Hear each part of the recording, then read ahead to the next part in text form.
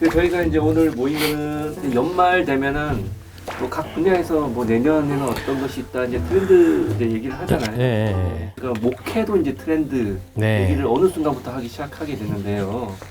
소장님께서는 내년 트렌드 어떻게 생각하십니까? 트렌드요. 이 사실 이제 교회에 관련된 이야기를 할 때 저도 항상 이제 던지는 질문이 있는데 교회가 트렌드가 맞을까? 교회가 트렌드가 맞을까? 뭐 이런 생각이거든요. 근데 사실 한국 사회에서 트렌드가 주목받기 시작한 건 사회 기업부터 시작된 거거든요.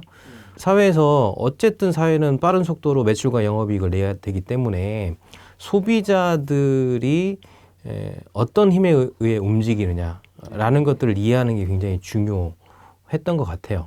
지금도 여전히 중요하고요.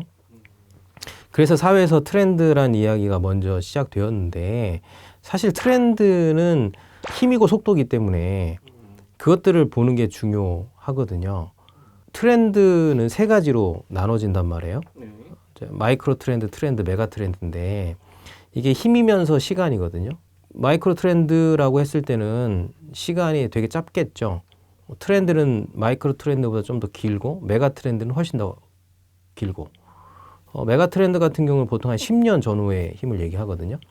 트렌드는 뭐 1년 안쪽, 마이크로 트렌드는 뭐 3개월, 6개월 뭐 이런 정도의 힘을 얘기하는 건데 그런 면에서 봤을 때 기업은 그런 트렌드를 논하는 게 맞긴 한데 과연 교회는 트렌드라고 얘기하는 것들이 맞을까?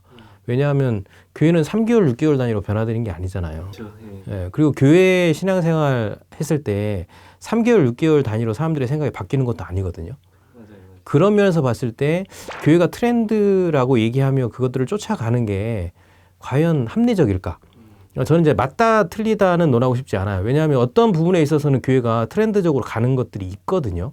있지만 트렌드를 주목해서 갈 필요성이 있느냐라는 것들은 좀 생각해 볼 필요가 있어요. 어떻게 보면 교회는 트렌드라는 그런 이제 3개월, 6개월, 1년 단위 힘보다는 좀 더 큰 단위의 힘으로 움직이는 경향들이 많지 않나. 특별히 이제 교회는 사회와 비교해 봤을 때 좀 보수적이기 때문에 속도가 훨씬 더 더디거든요.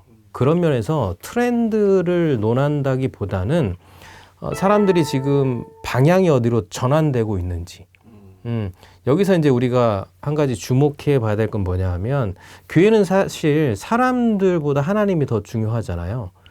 그럼에도 불구하고 사람들이 어디로 방향을 전환하고 있는지를 생각해 본다라는 것은 사람이 중요하다는 얘기가 아니라 그들이 하나님의 사람으로 세워지기까지 목회자가 해야 될, 교회가 해야 될 목양적 측면이 있기 때문에 그들이 어떤 생각을 가지고 있는지를 생각해 볼 필요가 있다라는 측면에서 이야기를 드리는 거고요. 그래서 사람들이 지금 사회가 어디로 힘이 지금 가고 있는지를 좀 더 트렌드보다는 좀 더 큰 힘으로 좀 생각해 보는 것들이 필요하지 않나 라는 생각이 들더라고요.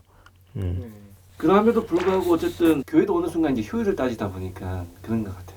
효율이라기보다는 힘을 어디에 실을까? 그러니까 교회는 여러 가지 사역들이 있잖아요. 여러 가지 사역들이 있고 여러 가지 어떤 연령대도 있고 연령대도 다양하다 보니까 사실은 모든 연령대가 다 중요하고 모든 사역이 다 중요하지만 한계가 있으니 모든 교회가 다 메가처치는 아니잖아요. 한계가 있으니 어디에 조금 더 중점을 둬야 될까? 뭐 이렇게 생각해 보면 좀 더 이해하기가 뭐 낫지 않을까요? 세대가 액정 깨진 걸 자랑한다.